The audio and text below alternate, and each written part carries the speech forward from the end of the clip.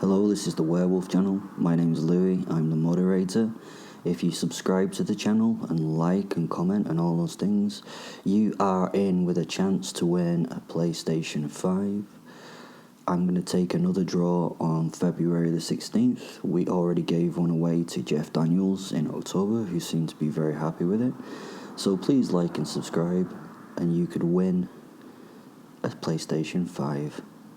Now, let's carry on with stories of Will, our real werewolf. Hello, this is Will talking about the time I worked for the army. I'm just going through some more of the interesting jobs that I did. This one's particularly interesting. Please listen to the other videos. Please subscribe and do all that kind of business and like and, all that nonsense. It would be good. I dragged the officer through the forest by his left foot, his head and body banging and bruising on branches and boulders as we bimbled between the fallen boughs. He had faced me down and showed no fear. No one does that crazy shit. So I wanted to treat him like the great warrior he was. I truly admired this man. He was strong and brave and all the things that a fighter should be. I was going to show him the greatest respect. I took him into the clearing that was my home at this moment in time. I was here on a fucking shitty job as usual. Usually these jobs were easy and straightforward, but this particular guy had been a real pain in the arse. I'd had to tease him out of his hole like a blood-sucking tick. He had the guts and the ability to set a trap for me. Already fucking scary. He'd done his due diligence and somehow knew that I was in the area and what I was going to do. When I saw the chief after this job, I would be complaining heaps. Obviously, we had some intelligence leak or a lack of intelligence in general. Army intelligence is an oxymoron. I had been shepherded into a situation from which I was lucky to get out of alive. They had drawn me into an abandoned part of a town, and whoever had planned this shit had been very clever. They knew that if they'd laid mines or IEDs or traps or had soldiers waiting there, then I would have noticed them. My super spidey senses would have noticed anything like that, and I would have changed plans.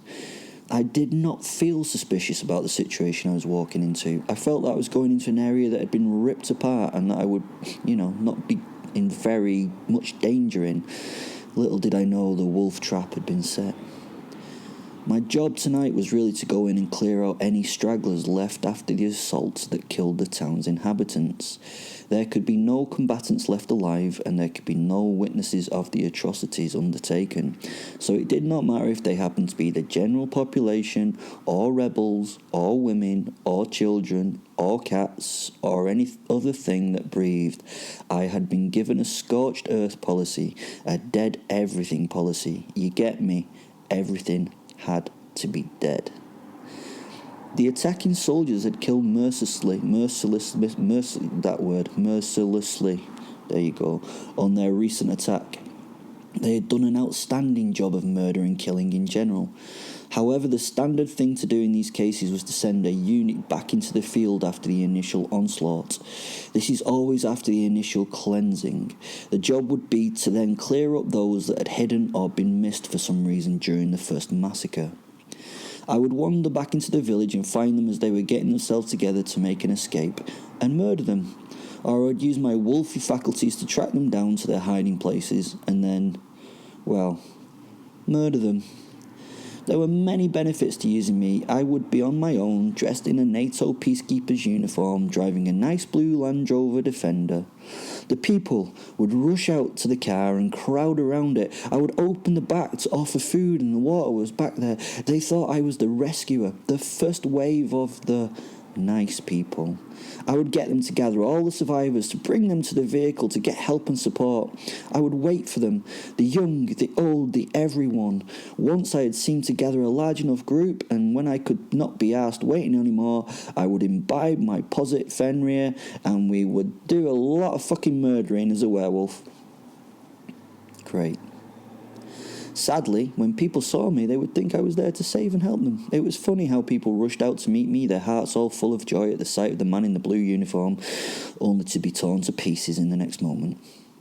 As I searched the town, actively finding and dispatching the remnants of the population, I did not realise how the damage that was done to the buildings around me had forced me in a specific direction. I really should have noticed, but as usual, I was overconfident.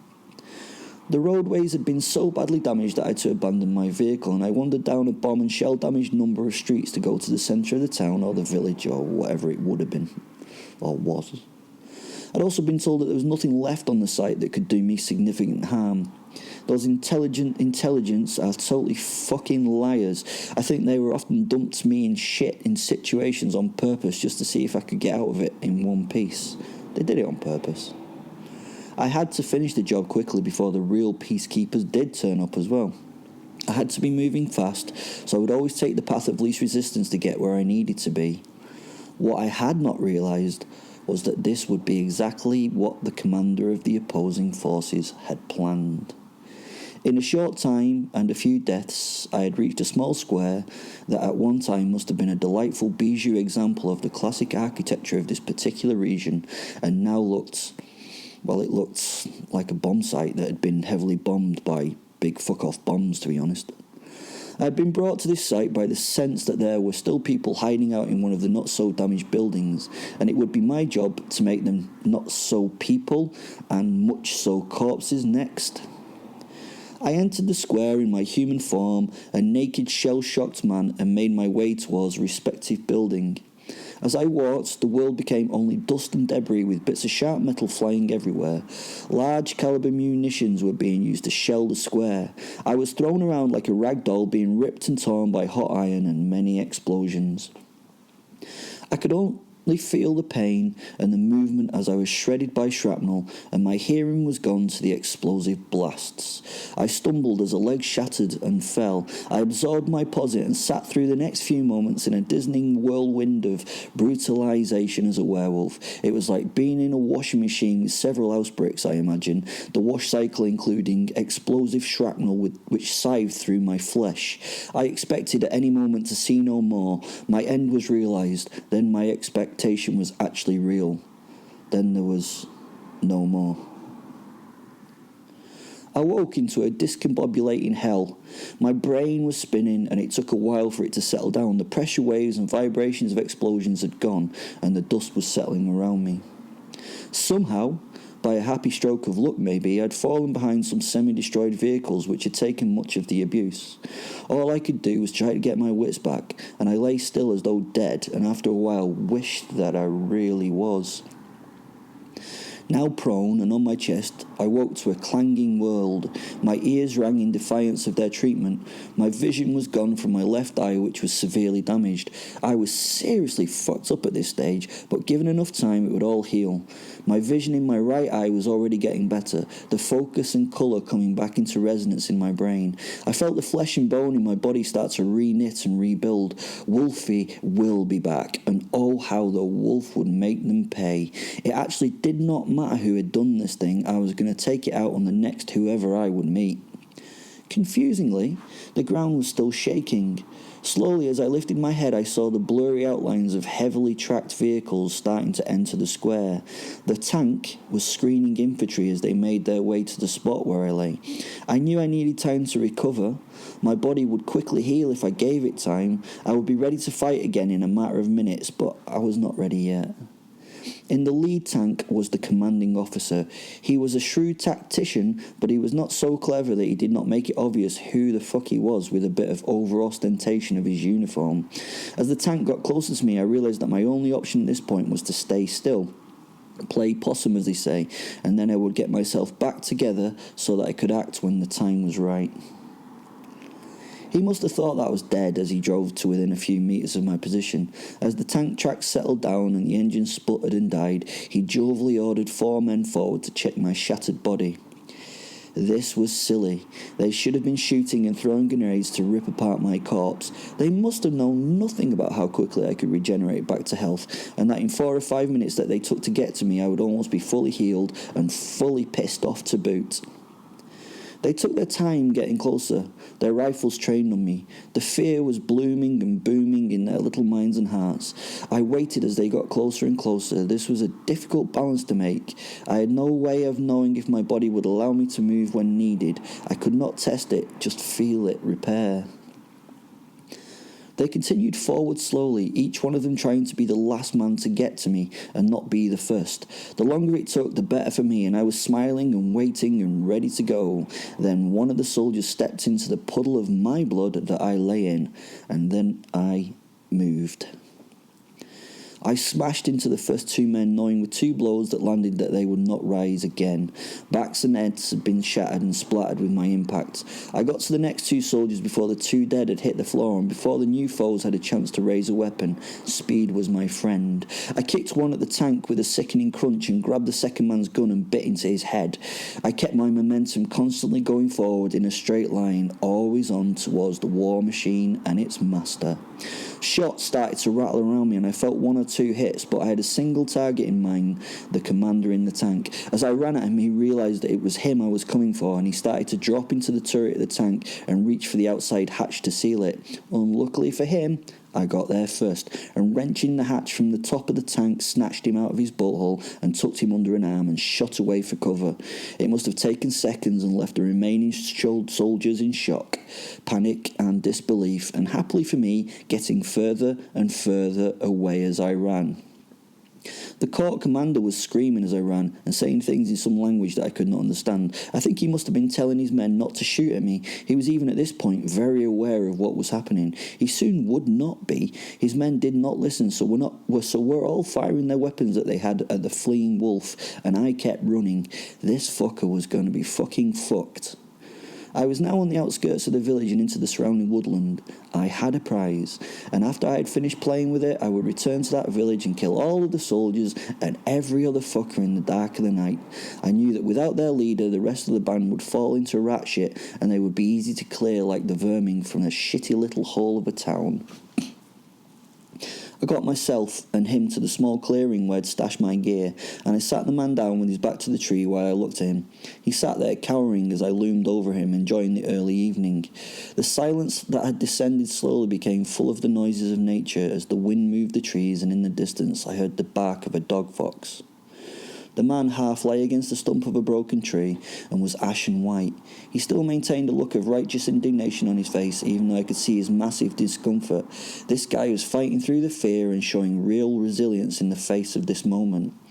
I have to admit, a little bit of respect for him and a little bit of disappointment at feeling this respect. He placed his hand on the ground and made as if he was going to get up. I held his chest against the tree as he tried to move and pushed him back down into the sitting position. I'd not been paying enough attention though to my work as he snatched up a blade from his belt and stuck it full force through the thin pelt on my wrist and into my arm. He was fucking quick, sticking it deep into me before even Super Me had time to react. His eyes lit up with a little moment of bravado and he yelled in triumph, now laughing and speaking in broken English. He celebrated loudly, "Hey, I got you, I got you."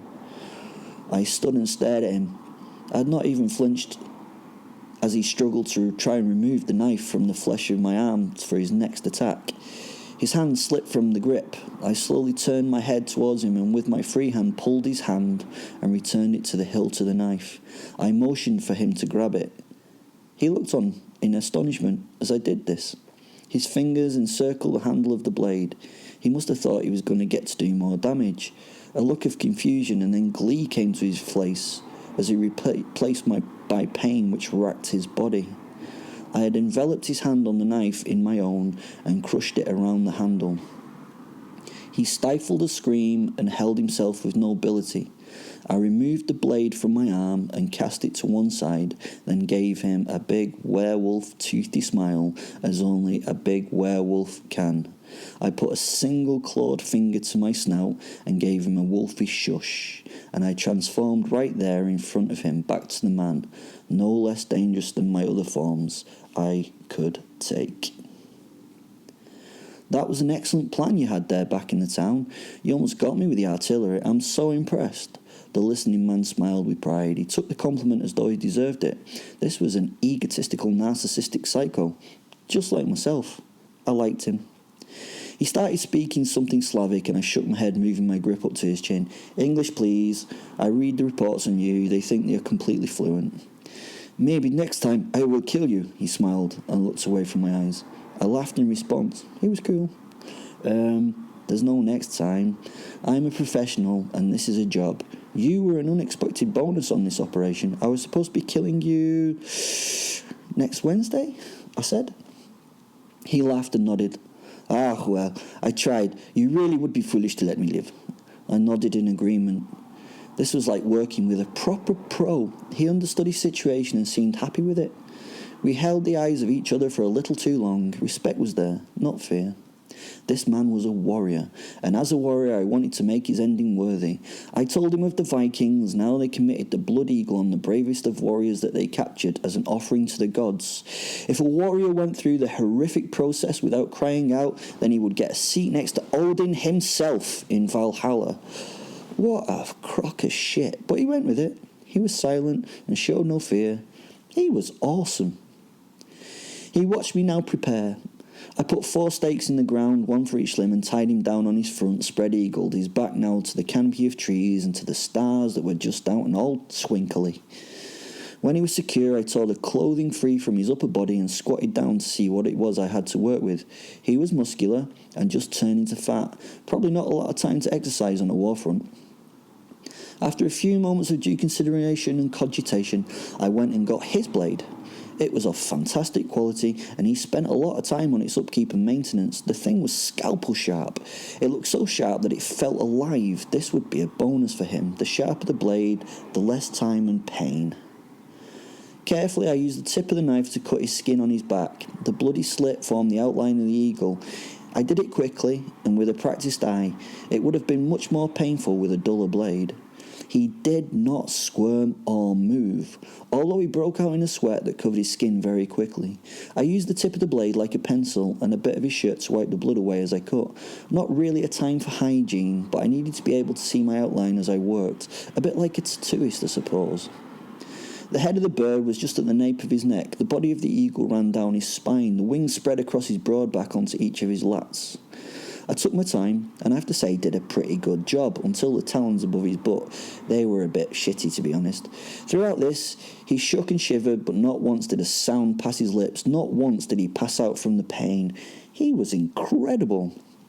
Once I'd drawn the eagle, I sat back and took a picture of it for posterity to show the chief what I had captured. Then I went back to him to continue. I started with the tip of the left wing and started to take the skin from the fascia of the muscles, skinning him very proficiently. I practiced a lot. Beautiful weather we're having, sir, aren't we lately? I said, amusing myself and my posit by being camping up and pretending to be some kind of camp hairdresser. Fenrir, my posit, appreciated this lot. Got any holiday plans this summer? I asked camply and paused as if waiting for a reply. Well, he may be able to fly there if this operation is a success, Fenrir added. The knife was beautiful, gently lifting the skin and revealing the exposed muscle below. Honestly, once I'd removed it all, I realised I had only seen a few things more beautiful in my entire life. I stopped for a photo opportunity, a drink of water, as I was so impressed with the guy that I even wasted some water on him, letting him take a sip from the bottle I held at his mouth. How does that feel? I asked, wanting a genuine answer. I was not mocking him in any way. I wanted to know. Not good, he replied in a heavy accent. I nodded and pushed my shirt beneath his head so that he could rest it a little more comfortably. I was nice like that. Only torture when you need to do it, but do it decently. I then sliced deep into the muscle of his back, removing the flesh in chunks so that it would create the silhouette of the bird down to the bones of his ribcage beneath. With each slice, the muscle was tense as I cut, but it relaxed when it was no longer linked to the body. Each time a chunk was removed, he had a little death. An orgasm in French is defined as a little death, so he had many that night, the lucky bastard. Several times he passed out, but he wasn't dead. Each time I would stop until I could sense he was back with me. When done, I poured a good whiskey onto the wounds to make his blood vessels constrict. Still, he'd made no sound. What a man. What self-control. Gosh, he was tough. He looked beautifully horrific, but he was the perfect man. Now came the hard bit. I would have to shear through his ribs and open them up to the evening air. If done correctly, it would look like the wings of an eagle opening. This was really tough to do. Living bone is really hard to get through without hacking at it, even with his blade. So I have to admit that the resulting eagle looks a bit untidy, but it was still there. The rib cage was open to the night sky like the somewhat ragged wings of a brutalised bird of prey. The crunches and the cracks of the breaking bones when being cut were so thrilling. Again, I took a photo to send to the chief. He would be so proud. The man at this point was unconscious and not waking. I tried to rouse him from his state, but he was now oblivious, even if he could no longer enjoy it. I would finish the job, just to give him the respect he deserved. I pierced and cut out the pleural membrane that surrounded the lungs. The last part would have to be quick because the lungs were now not able to inflate or deflate. He would soon die from blood loss or suffocation. So finally, and a bit rushed, I scooped out the left and right lungs, laying them in opposition from the spine. It was so beautiful. I so wanted the guy to be alive, to see the photo of his own back. He would have been so proud of what he'd done. But sadly, he never woke, and within the next few moments, passed. I hope he got his seat next to Odin. He deserved it. After sitting and appreciating this beautiful artwork for some time, I got myself together. I wiped the tears from my eyes and changed back into my werewolfy state. I then went back to the village and finished murdering and killing. That's what I really needed to do.